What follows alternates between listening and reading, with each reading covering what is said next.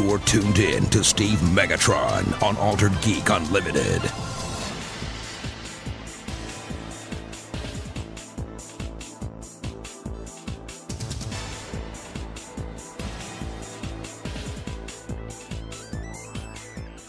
Hello and welcome to Altered Geek Unlimited. I'm your host, Steve Megatron Phillips, and in this episode, I'll be flying solo, and it probably won't be as long as a regular episode. Only for the fact that, in lieu of recording this with my regular compatriots, unfortunately, Mike the Birdman Dodd's mother passed away this week, so he's going to be on a temporary hiatus for the next 2 weeks. So be sure to wish condolences to at Birdman Dodd. So that's the first part of unfortunate news, and then on the upside, not that can be covered up by anything, because that's, like I said, I definitely feel for Mike there. But we have our top 50 video game franchise countdown, and this is going to be an experiment and kind of fun. Thank you to Movie Revolt Dan for compiling the list for me. I'm still learning how they work the process in the spreadsheets, and it's very neat how it all breaks down. It's definitely not what I expected. I will say this, and I'll preface this again in the top 50, so I'm sorry if it's a repeat, but whatever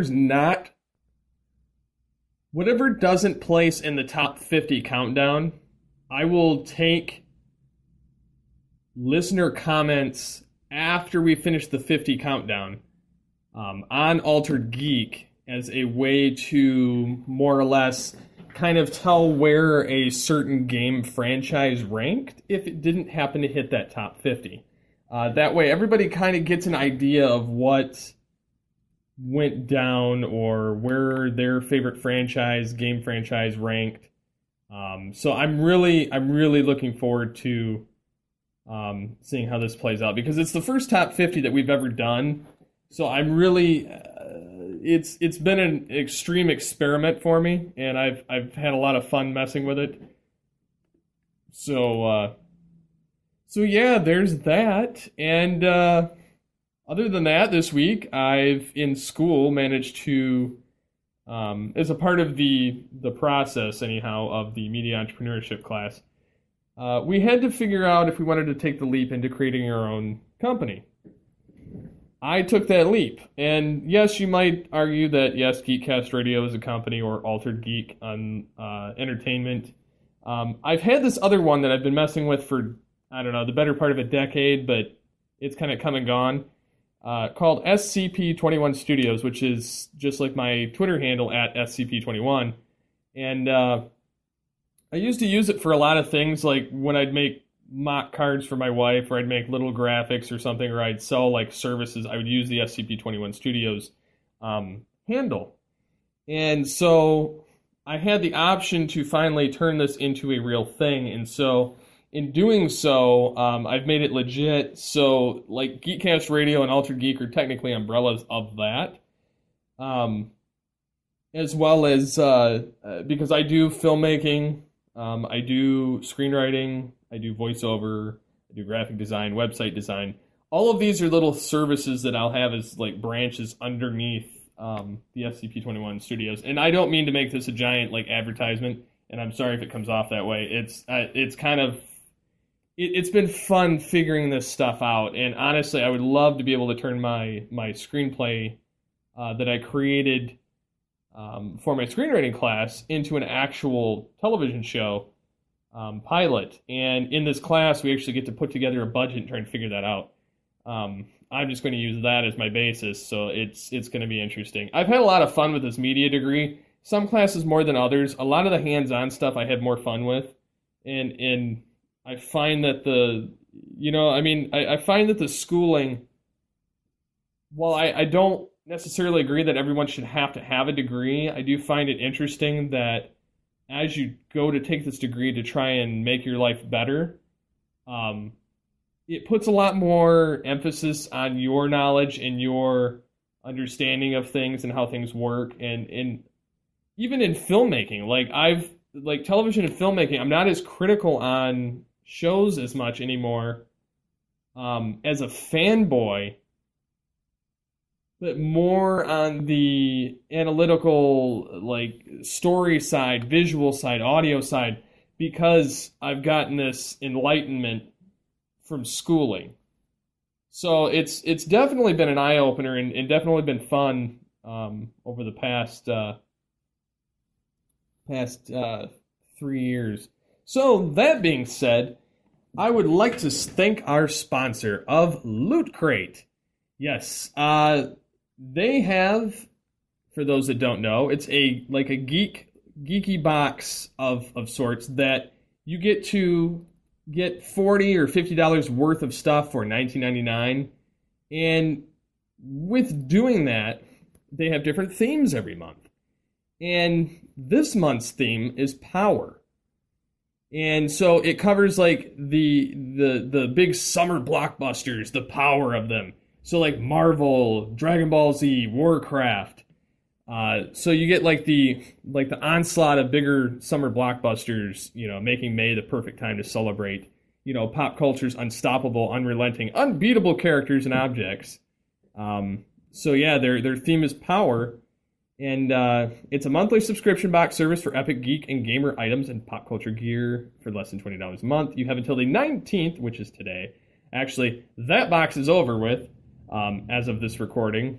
But they have other boxes that'll be available. That one is over. But you can sign up by going to lootcrate.com/GCRN and entering coupon code TBV to save $3 on any new subscription.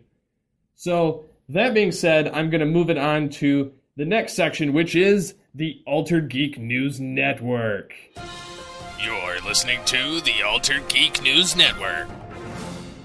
So first up on the Altered Geek News Network this week, well, we have a little bit of interesting information. DC Comics has changed their logo. Yet again. The last time we went through a change in their logo was in 2012, and I actually published an article on it on geekcastradio.com, so be sure to look for it there as well. Kind of explaining the differences and kind of the way this new logo harkens. It's blue, and it's got kind of a retro DC kind of vibe to the text, with a blue circle surrounding it, and it's really, really, really, really plain compared to the 2012 rendition that they just had. And the interesting part about this new logo is that it kind of calls back to the 1970s in a lot of ways. The only differences in logo pretty much over the last, almost 80 years that DC Comics has been around, has been the 1970 and the 2012 version. All of the rest of them have had some sort of a variation of the same logo. Like the 1940s, pretty much are all the same logo. The 1970s are pretty much the same logo. 2005 was a little bit different. 1970 was different. And 2012 was different. The 2016 is very much reminiscent of the 1972. Very plain, other than the fact the 1972 was red. So I'm almost wondering, because like it's still like the DC within a circle thing. They've always had that until the 2012 and of course the 1970. My personal favorite is the 2005 edition. I just really love that, and I love the 1970s through to 2004 version because that was the one I grew up with in the 90s. So to me, I enjoyed those the best. However, this 2016 one, it's going for very plain, very kind of, uniform look. And they're saying with DC being this all-encompassing company, and with their rebirth and their restructuring and how everything is going down now, they want something that's kind of this one emblem. Whereas their 2012 says DC Comics in it. And a lot of the other ones say publication or comics. Well, they're an entertainment company. They have entertainment, they have television, they have comics, they have movies. I mean, they're almost like a Marvel Studios in essence, but with DC. So in doing this, they've kind of gotten themselves out of that pigeonhole. You know, they have to be only comics, and honestly, I kind of get it. They're giving themselves a facelift, which they desperately need. And if they're going back to like telling good stories and having good quality, and I'm hoping for coherency and everything, and like really well writing across the board, and that comes into the play with the Jeff Johns is now being put with the head of the DC universe, extended universe for the films. He's now the second, like he's kind of like partnered with another guy, but they're heads of this universe now. So I think that with that happening, with this whole shakeup with DC and their new logo and all the rebirth and everything, I think they're going for a new direction, and I'm hoping that they sidestep. And I know Snyder's not going away, and I don't blame it fully on Snyder. I blame it on the writing of the film itself, of Batman v Superman. And I don't mean to keep hearkening back to that film, but it was fun, it was entertaining, but it was not a well-written film. The only things I found to be particularly good with that film were when we had Alfred and Bruce Wayne, or Batman, and or Wonder Woman. When those three combined into scenes, and at any point they were well written. But you got into anything else in the film, and it was like, why? Or things just didn't make sense or weren't very coherent. So again, I don't want to hate on the film, because I like the premise of it, but the execution wasn't very good. So I'm hoping with Jeff Johns leading it up, I'm hoping that it takes off in a better direction. So moving to the next bit of DC-ness, I guess you could say. There's now an article saying that with Supergirl turning to the CW, we have Flash, Arrow, Supergirl, Legends of Tomorrow mega crossover coming. So they're going to merge for the biggest ever crossover event. So I'm wondering what that's going to take place, because in Arrow, and this is going to be a quick spoiler for the next minute. Arrow, they're having a nuke drop, and Damien Dark and all this world-ending stuff. Legends of Tomorrow, you have, again, Vandal Savage and world-ending scenarios. You have Flash, what looks like the Earth being split in two in one of Cisco's dreams, or vibes. And then Supergirl, you have, like, another Kryptonian drop. So, like, I'm wondering if they're going to do Crisis on Infinite Earths, and because Berlanti's been wanting to do something like that, and they're going to kind of mix all of it together and collide universes.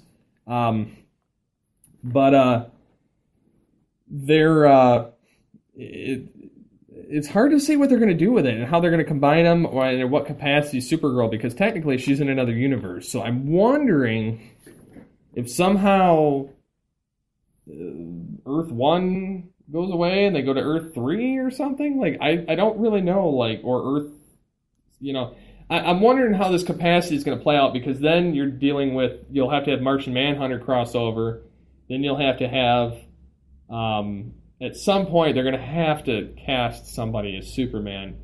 I don't care if they get Tom Welling to come back as, Smallville Superman and actually have him in the costume. To me, that would be the most logical choice, other than because then it would be kind of, but at the same time, it would kind of ruin it, because they'd be combining Smallville. And they've already had a Green Arrow, and they've already had, Hawkman and so on. So, I don't know, it could get really weird. I'm kind of torn there, but they need to cast somebody as Superman and stop beating around the bush with it. It's getting annoying. And as far as the CW head, he confirmed that all 4 Greg Berlanti produced DC series will join up for one big story. And it's going to be the biggest one ever, they're calling it. It's going to come like December-ish, is what they're saying. So I will be really stoked to see when this plays out. How they all intertwine for their kind of mini Justice League. Almost kind of like the 90s one, without having the hokiness. But it says Pedowitz also said he felt Supergirl should have been a CW series from the start. The fact it's now moved to the CW, which should have been in the first place, I don't think it will have a big impact on the tone. So, yeah, it's kind of got the same CW tone to it, other than the fact it's a little bit brighter almost, because CW has that kind of look to it. More polished, I guess, or I don't know. In some ways, it was lighter. I don't know. It'll fit really well anyway with the CW, so I'm really glad with this. And kind of moving on a little bit, we have DC Comics Powerless, which they've dropped the trailer for. It's their office-based comedy. I haven't watched the trailer yet. I don't want to watch it while I'm in the middle of this. I will watch it later on. I have my reservations about it. Will I give it a shot? Probably. Will I end up watching it? More than likely not. And I'll kind of get into that later in the episode, as far as why not. So that being said, moving on, we have a Lethal Weapon trailer that dropped, which I think looks spectacular because you have Damon Wayans playing Riggs, and Riggs or Murtaugh. I get those two mixed up all the time. Where's Blanchard when I need him?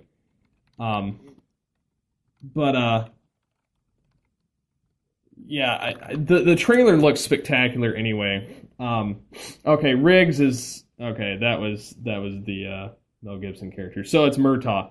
So they have Damon Wayans playing Murtaugh in the Lethal Weapon trailer. Looks spectacular. I'm so stoked for that. That's one I'll probably check out. I'll probably watch a little bit of it. I'm hoping it's good. It's probably gonna be one I binge watch though later on. Like I'll save them up and then I'll binge watch it because I love the Lethal Weapon movies. So to me, doing that and kind of recasting everybody is kind of a win-win. And I love Damon Wayans anyway and stuff that he's in. He's usually pretty blasted funny. And then getting on to the other trailer that's really been on my mind is Prison Break. The event series of Prison Break that they're going to have for season 5, which takes place, 5 years later after we have Michael Schofield supposedly dying at the end of the series, after their film where they break Saren Tancredi out of jail. You will see Michael Jr. in it, which they showed at the grave. Yeah, it's been one of those series that I think were really well written, and this trailer looks to be the same exception because it's produced, acted, directed, written, all that stuff by the same group that did this actual series back in the early to mid 2000s. So I'm super stoked for that. I really want to see that movie. Or not movie, TV series. Sorry, I'm getting a lot on my plate right now.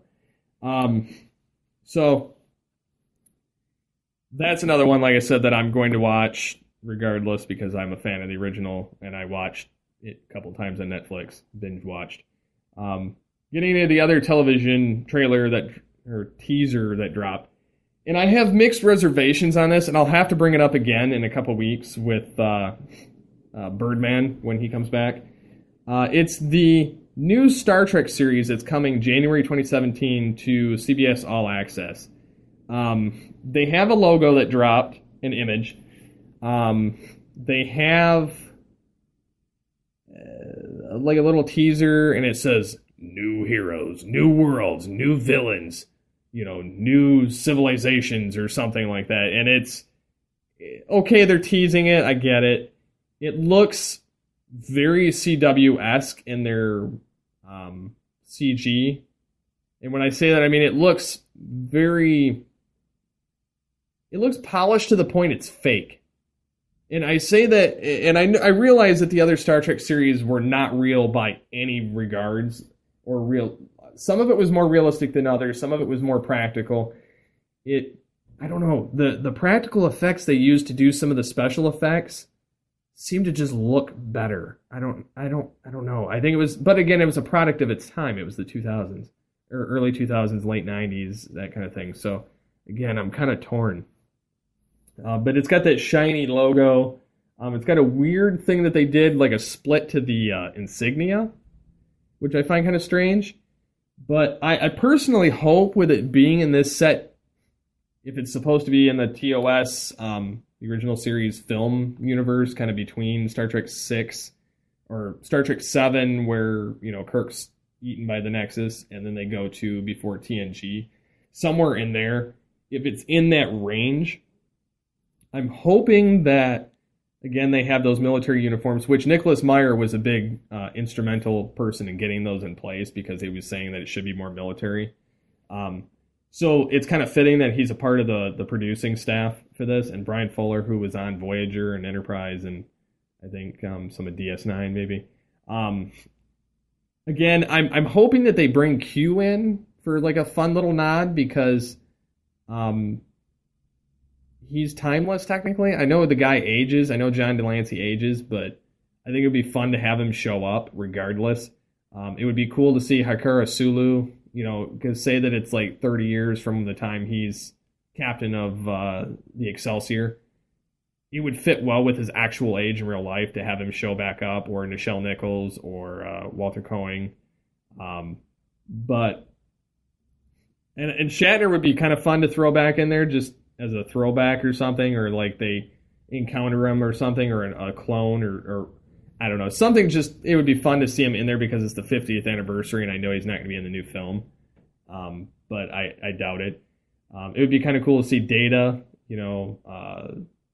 show up, or Dr. Noonlian Singh would be kind of cool to see show up because of the time period that it's in.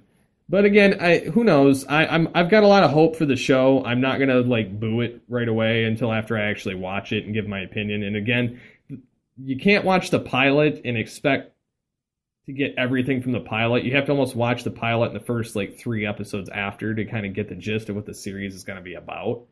And that's with any show. I've got this strict policy where I kind of go until the mid-season break, and if I still care after the mid-season break, I'll go back and watch it the rest of the way.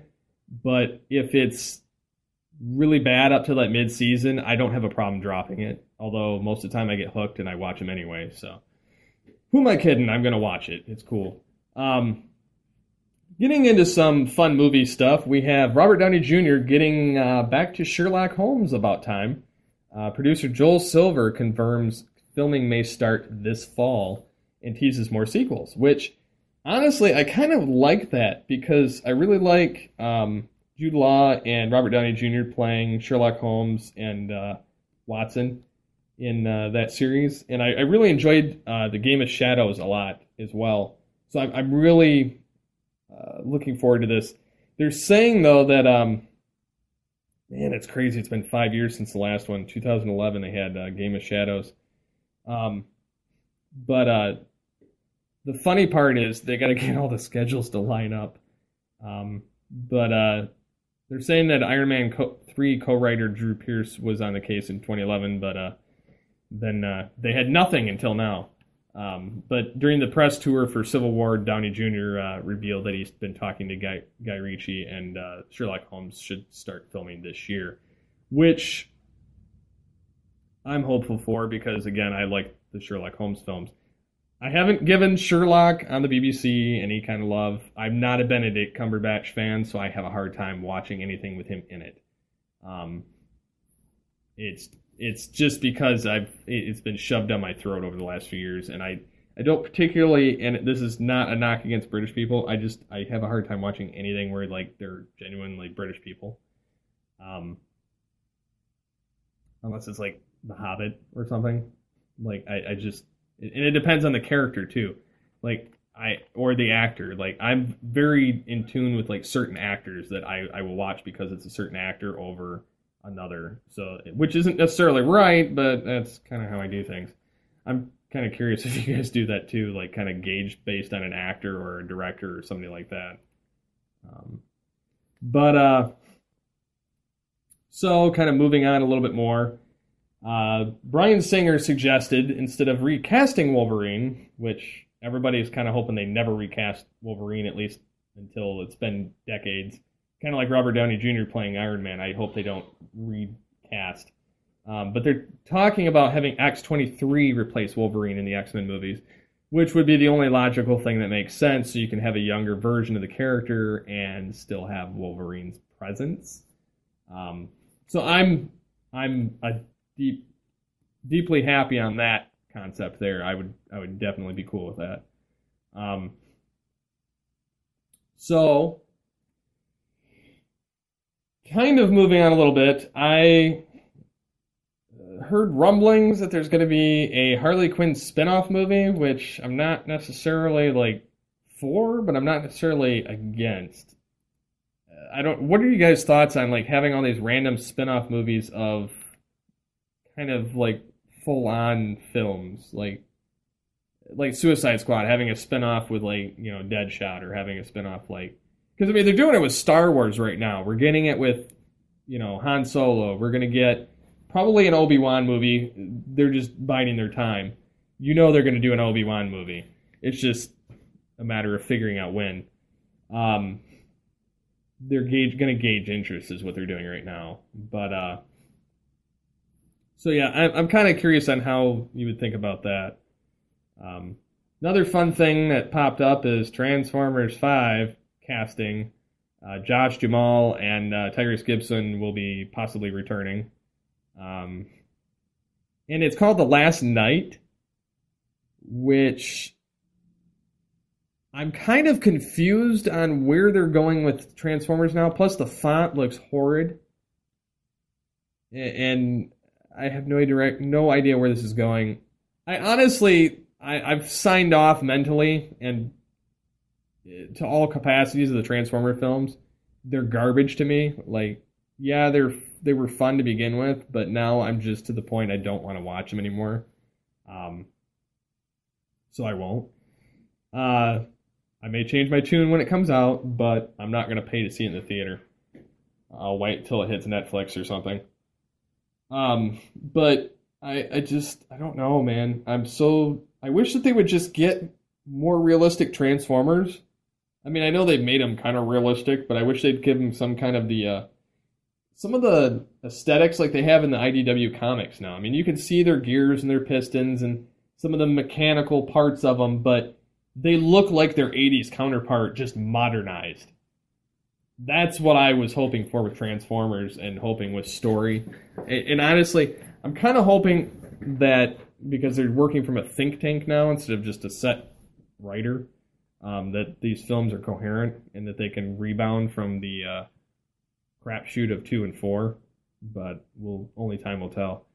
And to get something that I actually like out of the way, we have Batman Return to Arkham announcement trailer. And they're remastering the acclaimed games of Arkham Asylum and Arkham City. And it comes with all the DLC and all the stuff that comes with it. So if you're on the Xbox or the Xbox One or the PS4, those will be available soon, which that's spectacular. So you'll be able to play in HD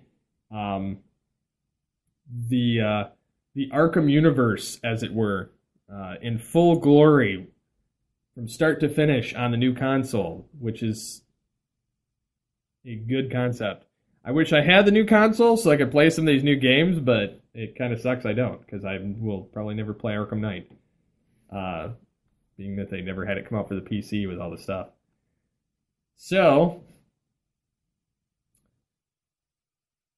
getting into some other gaming, we have Battlefield World War I pitch was originally rejected by the EA boss, which I find hilarious. So if they didn't go with this World War I pitch, and provided it still hasn't come out yet, so it could still bomb. If they don't do it right, like what we talked about a couple weeks ago, it will bomb for sure right off the get-go. But I hope it doesn't, because I'm really a fan of the Battlefield franchise. Yeah, they originally rejected the idea and wanted to go into the direction that Call of Duty is going. But eventually they went with the Battlefield World War I pitch, which was pretty much a slam dunk as far as the trailers are concerned and the announcements concerned, across the board, because everybody was sick of that modern and futuristic warfare. Because like I said, I'll play Unreal Tournament if I want futuristic. I won't play COD or Battlefield for that. But I think it's funny that it just takes one suggestion and a possible misstep to throw an entire universe of games in the up and up or the toilet. So yeah, that rounds out the AGNN. So with that, we'll be back after this commercial break.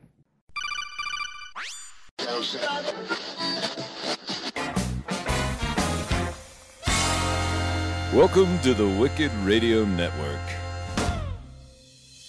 Want to interact with the show? You can contact us in the following ways. You can call the voicemail line 502-526-5821. You can email us feedback@geekcastradio.com. You can visit the episode post on geekcastradio.com or alteredgeek.com. You can get a hold of us on Twitter @alteredgeek. Look for us every week on geekcastradio.com, of course, Stitcher Smart Radio, iTunes, Blog Talk Radio, and alteredgeek.com. And now, back to the show. So getting into my kind of thought process topic of the day, I've had this thing that's been kind of eating at me for a little bit, and I haven't really known how I wanted to tackle it. But what I'm kind of getting at here is how much is too much. And when I say that, I mean I watch, or did watch, 17 different television shows in a week. I think it might have even been closer to 20 at one point. But like, how do you gauge how many shows are too many shows? Like, where is that cutoff point? Because like, I myself enjoy television, but like, where does it become a total addiction? So I'm kind of torn, because like, I can list, and I have a lot of shows I watch. I can list all of my shows I have that I watch, and I get to this point where it's gambling time to see which ones I watch from week to week. Like, I used to watch like Continuum, but that's over. I used to watch Heroes Reborn, that's over. I watched Agent Carter, that's over. And then I've got a multitude of other shows. Like, I watch Arrow. I watched Girl Meets World when it was airing new ones. Gotham, Impractical Jokers, Last Man Standing, Agents of S.H.I.E.L.D., Once Upon a Time, Saturday Night Live, Shark Tank, Star Wars Rebels, TMNT, Supernatural, Big Bang Theory, Blacklist, Flash, Whose Line Is It Anyway, iZombie, and can't help but think there was Supergirl. And I can't help but think that there were some other shows that I'm missing. But like, I was watching almost 20 shows a week. So I wasn't really, my head was always in the shows, and I was having a hard time like concentrating on things. So like, I'm kind of wondering where you draw the line and how many shows you watch, or whether you binge watch them all at once, you know, to kind of get them all done instead of having to go week to week and sitting there stuffing your brain with, you know, 20 hours of content a week. Or, you know, or if you just, you know, don't watch them at all. Like, I've already dropped Agents of S.H.I.E.L.D. I know it's gotten better. I just dropped it anyway. I dropped Once Upon a Time. Saturday Night Live, I've come to the conclusion I'm only going to watch if it's a host I want to watch. Whose Line Is It Anyway? I kind of quit watching because they had too many CW guests, or people just show up randomly for like a skit or two, so it was ruining the show to me, so I quit watching it. iZombie, I'm on the fence because it got really good that last episode, but I don't know if I want to keep watching with the amount of shows I watch. Shark Tank, I quit watching a while ago. My wife still watches it. I'm done. TMNT is one of those ones I'll watch, but it's not on my like have to watch list. Last Man Standing, I like to watch. Impractical Joker, Supergirl, Gotham, Arrow, Flash. Blacklist is kind of on that iffy side for me. Like, I really like James Spader, but I'm not sure how much I'm going to keep watching once Star Trek and Lethal Weapon start, of some of these shows that I've kind of got on my if list. But like I don't know. Like I said, I watch some of these shows. It gets so hard to keep track of them anymore. And I have this photographic memory. I can't remember what time I'm supposed to be somewhere, how to get somewhere sometimes, what my wife told me 20 minutes ago. But I can remember everything that happened in a season, or for Supernatural's instance, the 11 seasons the show's been on, almost 12. Like, especially with the thing of Chuck being God on the show, like, it took 5 years for me to get the payoff for it, but I knew it was coming. Kind of one of those weird predictions, but it happened. So, like, again, it's weird. I've consumed my life with this stuff, so, like, I'm trying to cut back and kind of enjoy family time, or trying to use technology, trying to use, different things to kind of open up my mind instead of just always watching television. And so I was kind of wondering how you guys cope with all the shows or things that you're interested in.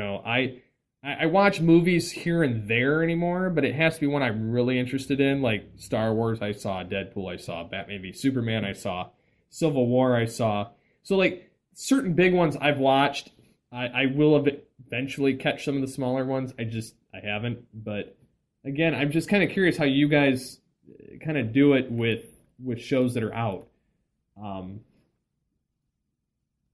So, and another thing on my kind of altered opinions here and soapbox, one of the guys that runs a local Comic-Con and local comic publication that's free to Flint, Michigan, called Flint Comics, he said, and he posted this thing, it was an article saying a Kick-A Afro-Baricua superhero comic will debut this fall.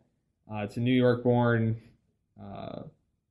superhero enrolled at, like, Columbia University. Looks pretty cool. Like, it's got kind of a Captain America, Supergirl, Power Girl kind of vibe, and, an African-American girl. Looks pretty cool, actually. But, his statement when he posted this article says, if your superhero icons do not fit your needs or voice, then create better icons. So tired of reboots when what this industry needs are fresh creations. And I can see where this could be a double-edged sword. Everybody kind of knows my stance on it. I'm kind of pro create your own, instead of altering and rebooting stuff that's already been out. And I realize not everything that's out right now hasn't been rebooted at some point, and that whatever version I'm clutching to might be some version that is that way. So, like, with creating your own superheroes, like, I kind of get it where people are wanting one that's established to kind of fit their likeness and whatnot and their lifestyle. Because, like, yes, I enjoy Batman, and I love Batman, and I love Flash, and I love all these guys. I don't feel like any one of them actually fits my personal personality and lifestyle and everything like that. So, like, when I had the opportunity in that pop culture class, I created my own. And it was based off of me. So I just over-exaggerated his life, or my life, into that. And created this superhero that I liked, and I created the costume, and I created all this with tech and the healing factor and some of the other cool stuff that I like. But he's got very much like a Batman, Flash-esque kind of thing to him, but he's got like the healing factor of like Wolverine. So, to me, that was what I wanted in a character, but I also wanted him so that he was geeky, he was a podcaster, he owns an entertainment company, he's one of the geeks. I mean, but he's, the higher profile, the kind of like, you'd look at Nerdist, or you'd look at, some of those kind of channels. But he doesn't see himself as anything more than an equal. It's just, he's just successful. That's all. So, like, that's how I kind of portrayed the character. But, so, like, I created him to fit, like, me. So, like, I get where people want a character that fits them. And I get where this guy's saying that, we need fresh creations, and he's right. Because we do overemphasize these well-known characters entirely too much, to the point that they get shoved down our throat. Look how many Batman and Spider-Man and Superman reboots we've had over the last 30 years. I mean, there's been a lot. And it's not simply of going back and having young actors play the characters and have, the younger generation versions and time periods. They're recasting like every decade. Spider-Man less than that, but same thing with Batman now at this point. But so like, again, like I kind of get both sides of the coin. But I also get that it's hard to get people to actually see these characters, being that they're diverse and they're for a different group of people. So like, I don't know, I applaud both sides of it. It's just, yes, characters have to evolve to a point, but I don't like when they completely change them either. And I think that I'm not the only one that's like that. And there are people that want them to change, and there are aspects that are dated. Like obviously, fighting communists or fighting different ethnic groups or whatever that they may have done in the early 1900s or mid, 1950s or something. Like, obviously that doesn't apply now, but it was a social commentary of what was going on. It's like saying Looney Tunes, yes, they rebooted it to now so that it's more fitting and more timely to the, now, instead of being the way it was back then. But everything's a product of its time, and yes, there should be some evolution, but there also should be some new creation too. And we shouldn't keep playing in the same sandbox and remolding aspects of the same thing and saying, here, eat this again. We just fed it to you, but here's a new version. I guess that's kind of my point with it, is not that there shouldn't be evolution of characters, but that there should be new creation as well. So yeah, that kind of gets both of my soapboxes done. And I'm sorry if it seems like I'm ranting. Like, if you guys have any comments on it, I'd love to hear your comments. And if you want to send voice recordings, you can send them to 502-526-5821 and tell us it's for Altered Geek, and I'll play them on the show. Or you can send me MP3s, feedback at geekcastradio.com, subject line Altered Geek, and I'll put it on next episode. If you guys have any suggestions for stuff that I could cover for, like the AGNN, or the Altered Gaming, Altered Opinions, reviews, tech, questions of the week, stuff like that, just go ahead and send them to either the episode poster or feedback at geekcastradio.com. I'd really love to see what you guys want to see come up in the episodes. I've been having a lot of fun with the newer format of doing the segments and kind of playing with different subjects in the show. It's been interesting. This year I've had a lot more optimism, a lot more fun with all of the stuff in the network. I think specifically because I got to start off, I did the awards, I rebooted AGU, I got, the top 50. Later this year, I'm going to have there's going to be another event that I believe Movie Revolt and Optimus Solo are going to headline. That's going to be sometime in June, July-ish area. In August, I'll be doing another event, much like it's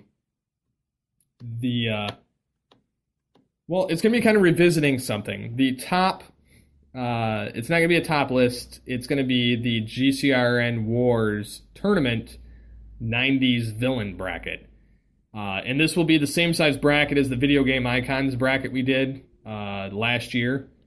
And what'll happen is I've had this list made for years. I've wanted to do this for years since we did the 80s heroes or 80s villains bracket. I've wanted to do the 90s villains because, yes, I was familiar with about 50% of the villains in the 80s. I'm familiar with all of the ones in the 90s. I watched a lot of cartoons. So I have them all listed on this thing. I have this bracket put together. I tried to pair them as best as I could, but I really cannot wait to get this list going, and it's going to be, of course, a vote on the website. I may bring back the traditional voting method that we used to do with the the 50% and, the choosing from the actual polls, but the way that the other thing broke down worked out pretty well too. But I might change it. We've got some changes going on at GeekCast Radio in the next month, so that should be fun. So I hope you guys have enjoyed this episode. I hope you guys enjoy some of the comments coming up or concepts. So thank you for listening to Altered Geek Unlimited. Until next time, get altered, get geeky with the Altered Geeks.